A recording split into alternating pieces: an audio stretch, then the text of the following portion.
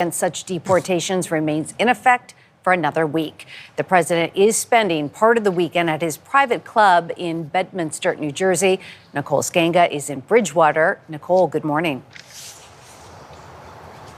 Good morning, Meg. The president starts his day here in New Jersey before heading to Philadelphia to watch the NCAA Wrestling Championships. But as you mentioned, a very different face-off took place in a courtroom yesterday as a federal judge voiced skepticism over the Trump administration's use of that wartime power. A grilling from the federal bench, the latest chapter in a high-profile showdown between the president and the judiciary, following the deportation of 200-plus Venezuelan nationals, including suspected gang members, to a high-security prison in El Salvador. They're bad people. We don't want them in our country. We can't let a judge say that he wants them. You know, he didn't run for president. He didn't get much more than 80 million votes. And we just can't let that happen. Presiding over the landmark case, federal judge James Boasberg. In court yesterday, the federal judge rebuked the administration for ignoring his order to turn the planes around 1 week ago, mid-flight, until he could review their cases, and accused Deputy Assistant Attorney General Drew Ensign of using disrespectful language and missing deadlines. Did you not understand? Boasberg asked the lawyer for the Justice Department. Advance Democracy, a nonpartisan research nonprofit, found President Trump's made at least 34 posts referencing the judiciary in recent days, with at least 10 criticizing legal decisions that limit his authority. Lawyers for some of those transferred to the high-security prison in El Salvador last weekend argued in court filings they weren't gang members at all, including the Venezuelan professional soccer goalie, Erce Reyes Barrios, who claims the U.S. government misinterpreted his soccer tattoo as a gang symbol, with no legal recourse before being transported to El Salvador. The government actually just wants us and the American people to believe what it says without any process or any evidence at all. Skye Perryman of Democracy Forward is co-counsel representing the plaintiffs in the case. Are you concerned that there are individuals sitting in a high security prison in El Salvador right now that have been falsely accused of being TDA members? We are deeply concerned about that. And this is something that should concern every single American in this country. And in a separate move overnight, President Trump revoked the security clearances of former President Joe Biden, former Vice President Kamala Harris, and several former top administration officials, including Secretary of State Antony Blinken, another former Secretary of State on that list, Hillary Clinton. Michelle? Nicole, thank you. Now to that late afternoon notice from the Trump administration to revoke the legal status of potentially more than 500,000. Yeah, there's also this. 500,000 immigrants that got TPS under Biden, which was an extension of the Trump program as well, which is something that American government has done time and time again, is now being revoked. Cubans, Nicaraguans, Haitians, and the like. What is this? Hassan has literally said he shouldn't be the nexus of our organizing. He's just a newsman and stands on that. Some of Haas Twitter seems to confuse stand behavior with activism. It's not. Go find your local mutual aid group, PSL chapter, PSL branch, DSA chapter, and volunteer to help out. Yeah, I agree. Yeah. Watching me is not activism, okay? I'm only one person, and I do this. I do what I do because I think I'm good at it, and because I think I can urge others to also go out and join the fight. That's my impact. That's my momentum. I can only show you others who are also brilliant, like-minded people such as yourselves, and other content creators, show you journalists and all this stuff. A lot of those ACP dudes infiltrated Hollywood too. I don't care. Those guys are just, they're making noise.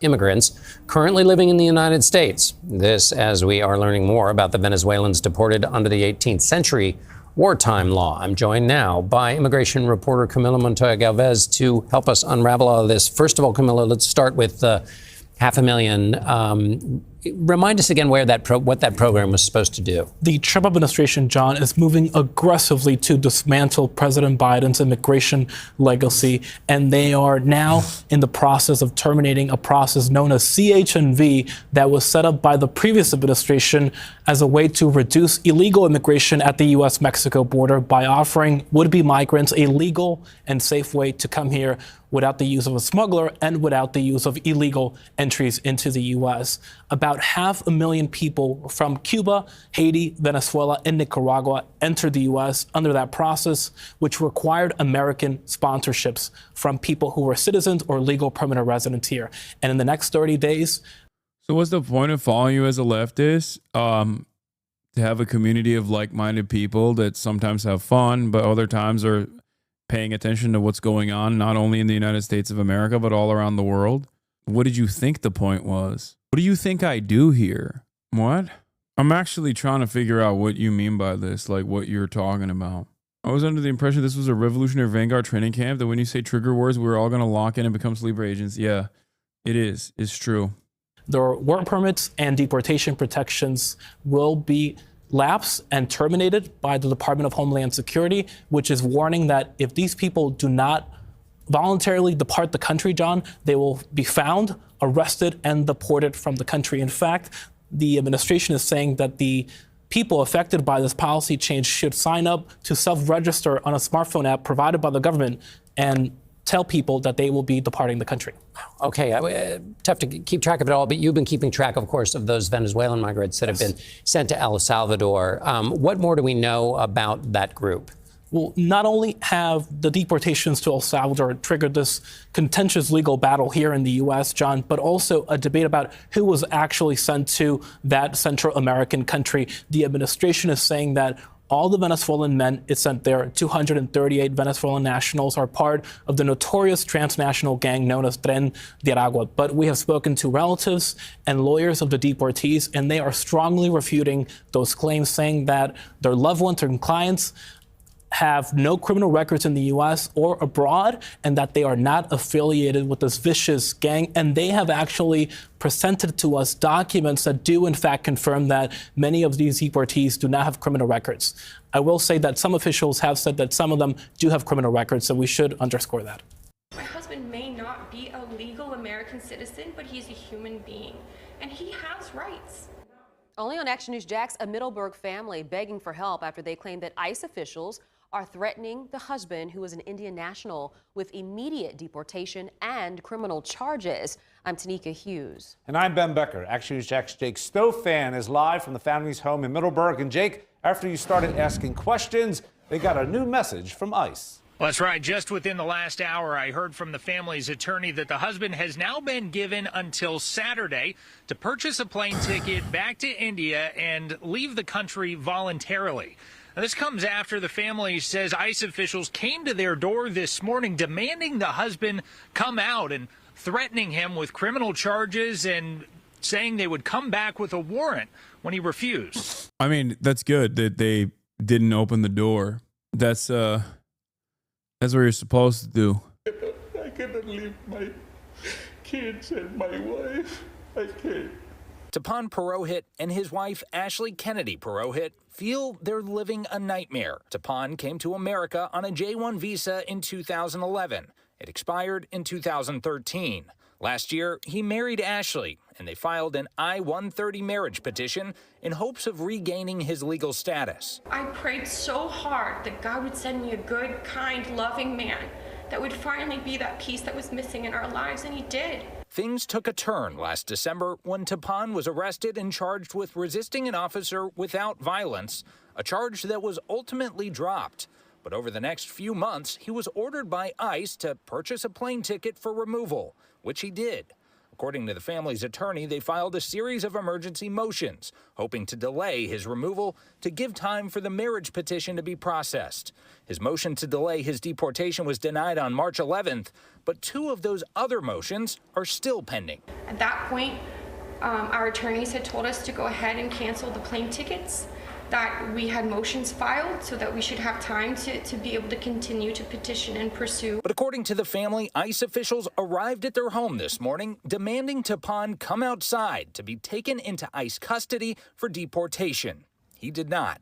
The family claims ICE officials told them they'd return with a warrant and charged Tapan with failure to comply with supervised release. And at that point, they can kick our door down and come in front of my children and take my husband in front of them. Ashley argues her husband still has a right for the motions to be heard. Tapan and Ashley run a local business and argue they're good, hardworking Americans, not criminals. But they claim throughout this process, they've been treated as less than human by ICE officials. I said, like, my wife is pregnant, sir, like, so he said, like, oh, that's not your kid, that's her kid. Ashley says she feels like this sudden rush is being driven by a numbers game intended to fulfill a political agenda rather than ensure public safety. It's yeah, just no another shit. check on the box. I mean, we deported 1,001. Yeah, that's exactly what it is. That's exactly what it is. There's no, it's also because it's built on a lie. It's built on a lie. There's no like massive amounts of undocumented migrants that are responsible for incredible amounts of violent action and criminal behavior. It's just made up. People today, and Taban gets to be that 1,001. And yes, it's not necessarily just a lie that the Republicans told. It's one that the Democrats also played along with, refused to fight against, refused to combat. And here we are. Oh, I hate this. Now, the family's attorney tells me she's holding out hope those two outstanding... Yeah, this is how all the Indians will be dealt with when they're done with the Muslims. The Indian Nationals, BJP, and Hindutva think they're a part of the in-group. They're not. And you know who is also not a part of the in-group, even though they're much more firmly a part of the in-group than Indians are right now? Jews.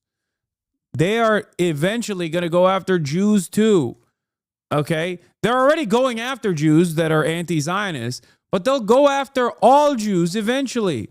You're a fucking idiot if you think, if you're a Jewish American and you're like, nah, dude, Israel, yeah, am Israel high. Yeah, these guys are actually doing the right thing by going after these like naysayers, these Arabs, these pro-Palestinian protesters. Like, you're a fucking dumbass. You're basically literally clapping like a seal for your own demise in the exact same way that it happened once during the fucking Holocaust and many times over before then in pogroms. You're so fucking stupid. No, as a Jew, I say, is Israel high? Okay. Ay, ay, ay. Oh. Emergency motions that are currently sitting... And we're taking... It's ironic because a lot of the anti-Semitic sentiment is directly caused by the Trump administration coming out and basically behaving in the way that like David Duke says the American government operates as. Americans are stupid, but even they recognize when the fucking Trump administration is saying Shalom Mahmoud, okay, as they're deporting someone for exercising free speech, you're definitely creating a lot of resentment. Jews should be the first people to recognize how dangerous that kind of association is. It is shocking how fucking short-sighted Zionist Jews are in this country. It is literally it is so alarming that they don't understand what the fuck is up right now. You behind the scenes of the complicated immigration process here in the U.S. Well, it's left one man in legal limbo after he was brought to the U.S. from Liberia when he was just 2 years old. Rodney Taylor has lived in Georgia for decades, applying for citizenship only to be denied. Well, recently, ICE arrested him, and right now he's facing deportation. 11 Alive's Caitlin Ross is uncovering the difficulties navigating the immigration system, even as journalists seeking answers about this case. It's easy to talk to Rodney Taylor. I'm a people person, so I love dealing with people, meeting people every day, making them look good. Yeah, dude. Yeah, deport that guy to Liberia. He's definitely Liberian. Dude's been in here since the age of 2, man. The fuck are we doing? Like, that is an American Okay, that is an American through and through. Okay, what are we doing? We met Rodney trying to help people who sit in his chair through a program where barbers talk to clients about. Oh, I don't get it. I thought that they were arresting rugged criminals. What's happening? This doesn't seem like they're arresting and deporting rugged criminals. You know, what's that about? I'm shocked. I'm shocked to find out that we are not actually fucking deporting serious criminals and instead deporting guys like this. Lung cancer screenings. Rodney told us making those connections comes easy. Once they feel comfortable in their surroundings and know what type of person you are, they feel more comfortable to open up to you. It's what's happening to him now that he says is so hard to connect. All right, we're trying this again. Okay, so is it working? Rodney! Hey! Oh my gosh, we finally connected. He was arrested by ICE and is now not behind his chair, but behind bars. It's a life-death situation. To understand, we have to go back to 1980 when Rodney's mother brought him to the U.S. from Liberia. He was 2. Born with clubbed hands and feet, she brought Rodney here for amputation surgeries under a medical visa. He's lived here ever since, but his applications for citizenship have been denied. I feel like I'm at my wit's end. You know, I rely on prayer. That's because Rodney pled guilty to felony burglary charges when he was 16. 16 years later, the Georgia Parole Board pardoned that conviction. Oh my God. But the crime makes him ineligible for amnesty programs for minors. ICE officers cite the burglary case on his detention order now. They're still trying to prosecute me for something I did 30 years ago as a child. It's hard to swallow. Hard, but not uncommon, says immigration expert and attorney. Wow, thank God they got this criminal off the streets, dude. Thank God. Truly sociopathic behavior. A Time photojournalist was on hand in El Salvador as prison guards beat a man who's likely to be Andre, a gay Venezuelan barber / makeup artist who was seemingly falsely accused of being a gang member and renditioned by the Trump administration with literally no due process. One young man sobbed when a guard pushed him to the floor. He said, "I'm not a gang member. I'm gay. I'm a barber." I believed him. He began to whimper as his head was roughly shaved, folding his hands in prayer as his hair fell. He asked for his mother and cried as he was slapped again. Earlier today, the media released a list of names of people from Venezuela that were forcibly removed by the United States to an El Salvador mega prison. Our client, Andre, was one of them. Yeah. The full story is here. These are first-hand accounts from an American photojournalist on the scene. Remember, the Trump admin has offered zero evidence for any gang ties to any of these people and refused to permit them any way to prove their innocence. Oh, God. Yeah, it's there. This is happening already. This is what I mean when I say fascism is here. Okay, we have already dipped our toes in the waters. We are pushing our whole body into it. This administration will eventually do these exact same acts of cruelty to you and a loved one. Charles Cook shows you how complicated immigration law is. Somebody who's been pardoned by the state, been forgiven, moved on with his life. Now, decades later, ICE comes along and says, hey, we're going to arrest you and deport you to a country you don't know. The latest Pew Research poll shows 59% of Americans approve of increased efforts to deport people who are undocumented. Over the last several weeks, 11 Alive has reported on the uptick in ICE arrests in metro Atlanta and across the country under President Trump's administration. ICE data shows that includes immigrants with criminal records, but also a 221% increase in immigrants without criminal records. The reality is our laws have not changed. Our laws haven't changed in 30 years. What's changed is how they're... By the way, most of the people that have a criminal record, that have like actually violent crimes on their record, are people that are already in prison. They're deporting people from prison to pad the stats. They're also deporting people with minor criminal records, like the dude who got his fucking record expunged from when he got arrested for aggravated assault or burglary at the age of 16.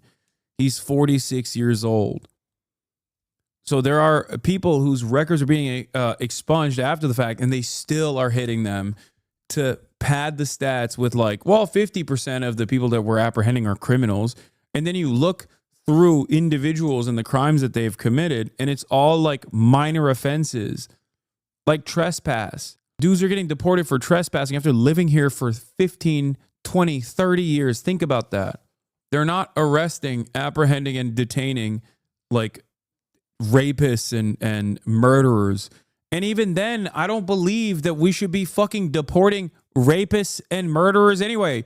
We should be prosecuting them to the full extent of the law. Like, what do you mean? Fuck, I don't want them to get a free trip back home. Enforced. We talked to a spokesman from ICE who told us the removal case against Rodney is moving forward because they do not accept the type of pardon he received. Oh, great. The Department of Justice told us it has no record of Rodney's case and won't until he's charged. But 3 months after his arrest, that still hasn't happened. Behind bars, Rodney is trying to stay positive, helping other detainees get ready for their court dates. They allow me to know to cut hair, do what I do, pass the time. He's hoping to get back behind the chair for good. As long as I feel like I'm helping somebody, I feel good.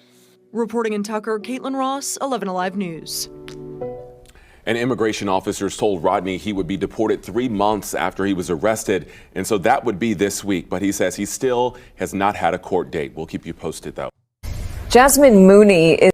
Oh, yeah. This was a Canadian citizen that was in 12-day detention by ICE. This is another insane story. And it's a white lady, I think, so of Canadian background. So maybe this is what'll get the liberals on board, Oh, yeah. Is a Canadian citizen who had a work visa, no criminal record, and had been traveling back and forth between Canada and California without any complications until she says she was suddenly detained without explanation at the San Diego border when she tried to reapply for a new visa. Writing in The Guardian, quote, "I was taken to a tiny freezing cement cell with bright fluorescent lights and a toilet. There were 5 other women lying on their mats with aluminum sheets wrapped over them, looking like dead bodies. The guard locked the door behind me. For 2 days, we remained in that cell, only leaving briefly for food. The lights never turned off. We never knew what time it was, and no one answered our questions. No one in the cell spoke English, so I either tried to sleep or meditate to keep from having a mental breakdown, excuse me. I didn't trust the food, so I fasted, assuming I wouldn't be there long." She added, quote, "I was told to shower, given a jail uniform, fingerprinted, and interviewed. I begged for information. How long will I be here? I don't know your case," the man said. "Could be days, could be weeks. But I'm telling you right now, you need to mentally prepare yourself for months." Ultimately, Mooney says she spent 12 days in detention before she was finally allowed to book herself a flight back home to Canada. Joining us now, Jasmine Mooney. I was blown away by what you wrote in The Guardian. Explain what happened. I mean, I'm still processing what happened. I got out and it really feels like a dream or a nightmare, but I still really don't know how I ended up there. But now I am really trying to use my voice to tell people what's going on, because I really don't think a lot of people know what's going on in there. Why weren't you allowed to book yourself a flight back home? I have no idea. I assume that if there were a denial with my visa, I would just book myself a flight and head back home. Apparently, because I had one denial before and then my other visa was voided.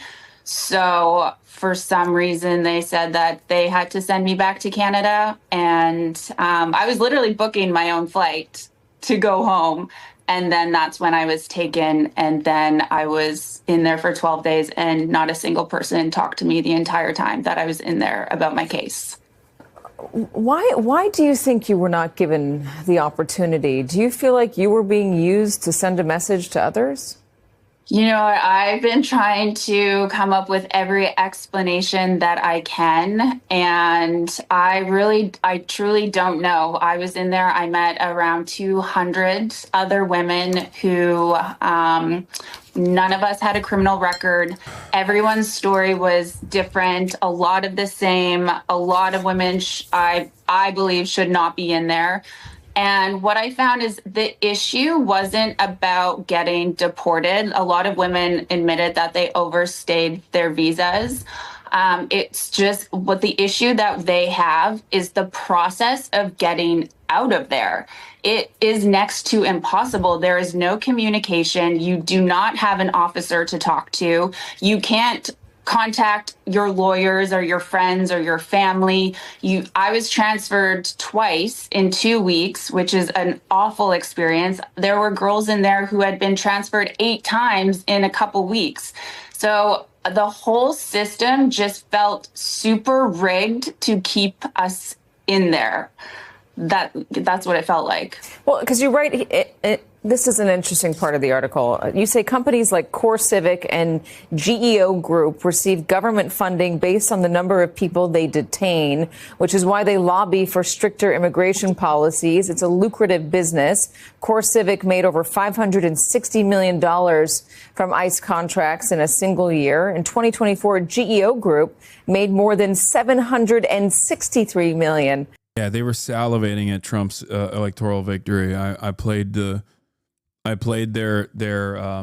report, their like quarterly earnings report, and how excited they were at the new election. GEO Group is tasked and ready to take advantage of the new wave of mass deportations and mass arrests, and set up new detention centers. Oh, insane. Canadian Airlines are taking away. Here's at least a little bit of a silver lining on all of this. Canadians, stand strong. We are with you. Flights to popular U.S. cities. This after many Canadian vacationers apparently are avoiding the U.S. entirely. Asher Red joins us from the Atlanta International Airport. And Asher, the airlines say they're just following the demand? Yeah, exactly. And some Canadian airlines are starting to shift their focus to Mexico and the Caribbean. That's where the airlines say that Canadians are starting to vacation instead of right here in the United States. And they've noticed that in the past few months. Now, the U.S. Travel Association says that Nevada and Florida rank among the most popular destinations for Canadian travelers. But starting this month, Air Canada is dialing back service to those states as well as to Arizona. In the latest investors meeting, Air Canada said that it was adding more routes to Canadian leisure destinations instead. Other American airlines, or Canadian airlines rather, like Porter, have stopped advertising some American destinations entirely. A Porter spokesperson says in a statement, quote, "We are mindful of the overall sentiment of travelers, and it's because of this that we've decided to adjust our marketing and emphasize Canadian destinations for the time being," end quote. And according to the Travel Association, Canadians visit America more than travelers from any other country, with 20.4 million visits just last year. And the association says that Canadians spent $20.5 billion in the U.S. last year, supporting 104. Why should you come here? This place fucking sucks. Why should you come here and also risk your safety and security? You could get fucking hassled by a high school graduate with an inferiority complex who's gonna fucking big dog you and possibly detain you permanently. Fuck this country, okay? Don't come here.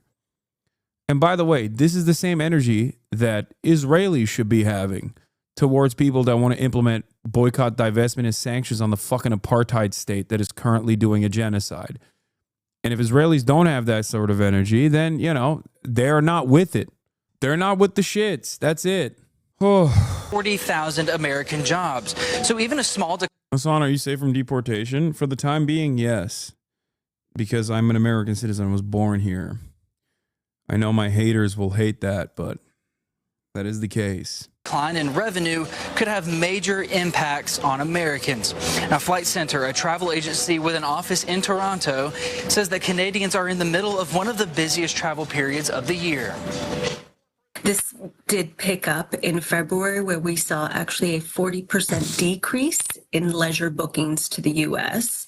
And that just means... What's the difference between these recent deportations and the ones during the Biden admin? I'll tell you. The Biden administration still was very rigid and also deported a shit ton of people. And it was completely unacceptable. This is an expansion on the previous administration, as the Republicans tend to move the country rightward. They've eliminated due process, and they're going after people with no criminal background whatsoever. They're just trying to grab as many people as possible, while they're also actively trying to remove legal permanent residence and take away their citizenship, take away their legal permanent residency status.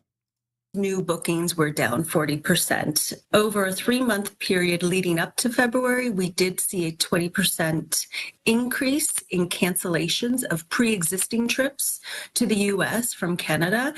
And in fact, Canadians were rebooking for destinations like the Caribbean and Mexico. And according to FlightAware, Canadian flights coming into New York's JFK airport saw a 19% decline in just last month. The rest of the United States dealt with a 5% decline in incoming Canadian traffic. Live at the Atlanta International Airport, Asher Red, Fox 13 News. The president in the White House, who most Americans came to know through a reality TV show, it is somehow fitting that one of the issues that Donald Trump obsesses over, undocumented immigrants, has been packaged into reality-style TV. Almost 4 a.m. and we are now rolling. I think it's really important for Trump's governing style to have these things sort of televised. For him, if these things don't happen on TV, are they actually happening? This morning, federal agents are intensifying the Trump administration's promise of mass deportations of undocumented immigrants. The border represents a geographic site where the aspirations, the delusions, the anxieties, and the mythical expressions of the United States are enacted. As war with terror organizations are happening all over the world, and they have operatives on our borders that are ramping up unlike ever before. Much of what presidential administrations have done for years is enact a sort of border theater, which is rooted in violence. It is through those images, it is through the confrontations, manufactured in some instances, that the United States defines its sense of citizenship for the people. Now, the president is dramatically expanding the powers of federal agencies to help with mass deportations. He knows the power of this thing right here, the camera. When you take the camera, that's a big weapon nowadays, whether it's citizen journalism, whether it's a well-known company, or if... I'm sorry, what? He interviewed Patrick Bet-David, Al Jazeera, The Listening Post, interviewed Mr. Valuetainment for this? What the fuck? The power of this thing right here, the camera. When you take the camera, that's a big weapon nowadays, whether it's citizen journalism, whether it's a well-known company, or if it's the U.S. government trying to go out there showing the raids that this is what we're doing, this is what we're working on behind closed doors. I love the fact that they're doing it, to be honest with you. I love the fact that we're able to see it. That kind of enthusiasm for seeing people hounded and humiliated on TV appears to be the point. The televised raids are a show of force, choreographed to intimidate undocumented immigrants. And while those tactics form part of Donald Trump's long-promised mass deportation plan, they're not new. The Immigration and Customs Enforcement Agency, or ICE, has been turning its operations into TV content since the early 2000s and the so-called War on Terror.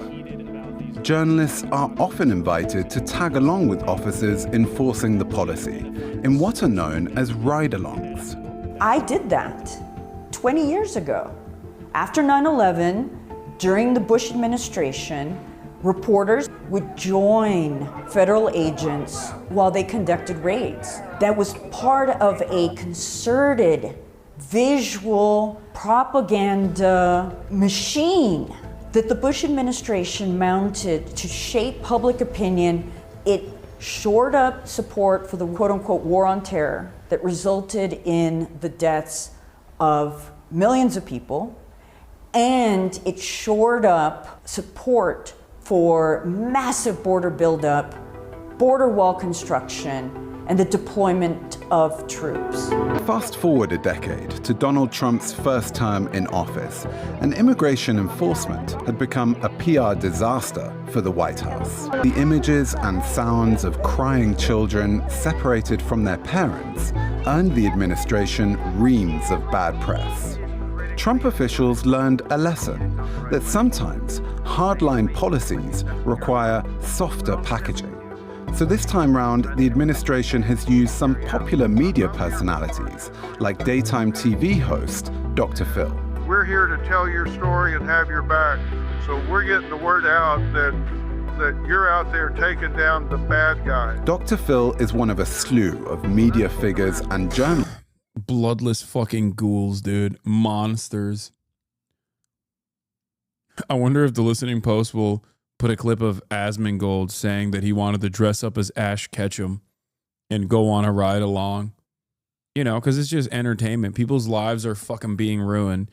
People who are not criminals, by the way. Yeah. Fuck around and find out, I say. As I, laugh at the child cancer kid whose parents are about to be deported, who've been fucking living here for 20 goddamn years. And the child who has cancer is 10 years old and is an American citizen, but she has to go and be deported alongside their fucking family members. Yeah, I don't care. Shouldn't have been here. Yeah. Who've been granted first-hand access to ICE's made-for-TV immigration raids. These so-called journalists riding around with the police on a ride-along, it's like take your kid to work day. For 2 days, News Nation was given the unique privilege of riding along with this trained team of officers. One can only sort of have one perception after this. Black and brown people are running around, and these are the good guys, mostly white guys, going around and arresting them and putting them in prisons. And so it is not journalism. It's important to remember when we're looking at reports in which journalists are on ride-alongs. We're now heading to the northwest part of the city. The viewers are seeing whether it's Token Yemeni, genuinely asking why you didn't push AOC and Bernie on Gaza and how they vote. I love you, but I don't understand why not. I don't know, maybe because I have 5 minutes with AOC and 10 with Bernie before they went up on stage. Did you see how the interview took 9 minutes and 53 seconds to conduct? How am I supposed to get anything across in that situation? Whether it be the border, whether it be any... I also did start the conversation about Gaza, specifically from the perspective of defending First Amendment rights. Neighborhood through the eyes of federal agents. And therefore, journalists become the amplifiers of their perspective. So when journalists, quote unquote, embed, we are telling the story from a particular point of view. In the United States, not having the right documents isn't actually a criminal offense. It's a civil one. But you'd never know that from the language used by politicians and journalists. If you're here illegally, get ready to leave. The goal should be to deport every illegal in this country that we can find. If you're here illegally, we're going to hunt you down and we're going to deport your ass. As successive administrations have hardened their approach to immigration, the packaging of that news for public consumption has become more and more sensationalistic. Because you got criminal aliens that are on the street that have weapons, that have grenades, that have all type of things. In Trump Term 2, the government provides news outlets with not just the drama of the raids, but a new TV-friendly protagonist, Secretary of Homeland Security Kristi Noem, who joins in on the action, complete with branded body armor. Homeland Security Secretary Kristi Noem came along for the raid. How many of these do you expect you'll witness as secretary? I hope a lot. One of the most important things the Trump administration is doing is the fact that they're televising their raids. And the reason why this... Why is Patrick Bet-David talking about this? Like, I'm so confused. They couldn't find another guy. Like, they had to find a guy who's like pro-Trump. This is like genuinely shocking to me. This is very important is because that's what their voters wanted. They were concerned about the 10 to 15 million illegal immigrants that came across the border. And so their job is to say, hey, we're doing our job. It's televised. Here's the camera. This is what we got going on. You want cameras at these events, don't you? And some would say you want this spectacle to be filmed.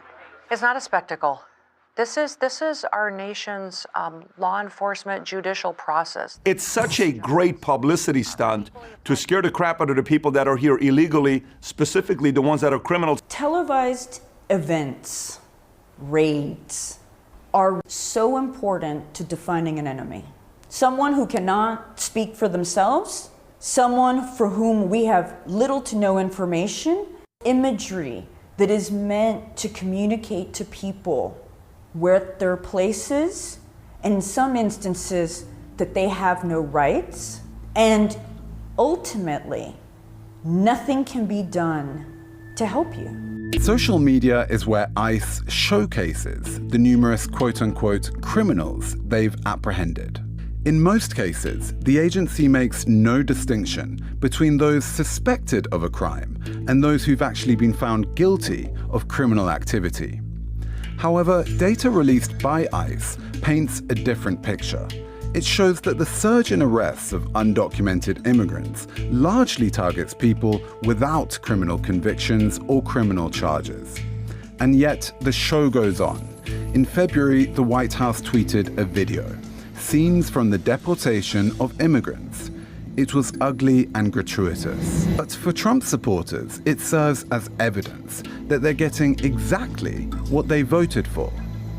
I don't mind imposing some fear in criminals that came here illegally and are hurting citizens.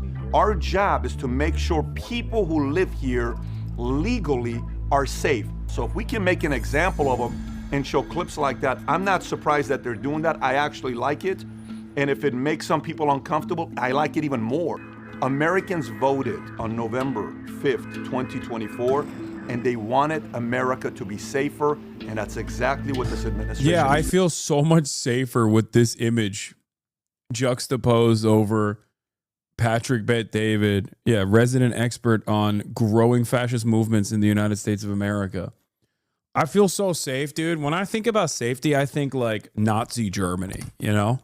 I think Nazi Germany style Gestapo raids on unsuspecting people who've been living here for 10, 20, 30 fucking years, who haven't really done anything wrong.